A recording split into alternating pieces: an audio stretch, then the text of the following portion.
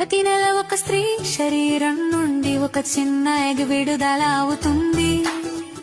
ఒక పురుషుడు స్త్రీ శారీరకంగా దగ్గరైనప్పుడు పురుషుడి శరీరం నుండి మిలియన్ల కొద్ది స్పెర్మ్ విడుదలవుతాయి.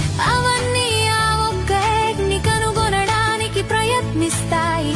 కానీ ఒక్క స్పెర్మ్ మాత్రమే ఆ ఎగ్ లోకి ప్రవేశించగలుగుతుంది. ఆ స్పెర్మ్ లోపలికి ప్రవేశించిన వెంటనే మరే ఇతర స్పెర్మ్ లోపలికి రాకుండా ఉండేందుకు ఎగ్ వెంటనే తన చుట్టూ తానే మూసుకుపోతుంది. ఎగ్ లోపల స్పెర్మ్ మరియు ఎగ్ నుండి వచ్చిన DNA కలిసిపోతుంది. సరిగ్గా క్షణంలోనే ఫెర్టిలైజేషన్ జరుగుతుంది. ఇది శిశువు యొక్క ప్రారంభం.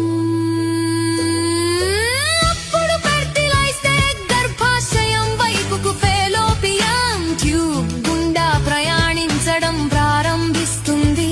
కొన్ని రోజుల తర్వాత ఎగ్ చిన్న కణాల సమూహంగా మారుతుంది. దాన్ని బ్లాస్టోకిస్ట్ అంటారు.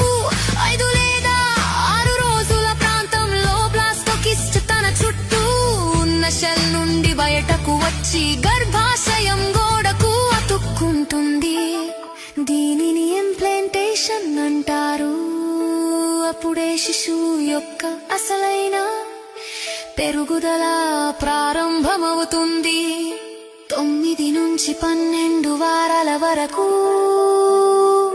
దానికి గుండె, మెదడు, వెన్నెముక, చేతులు, కాళ్ళు స్పష్టంగా ఏర్పడతాయి.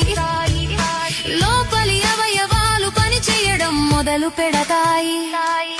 చివరికి దాదాపు 40 వారాలకు ఆ జీవం పూర్తిగా ఎదిగి పుట్టడానికి సిద్ధమవుతుంది. ఇలా ఒక జీవం ఒక శిశువు రూపం దాల్చుతుంది.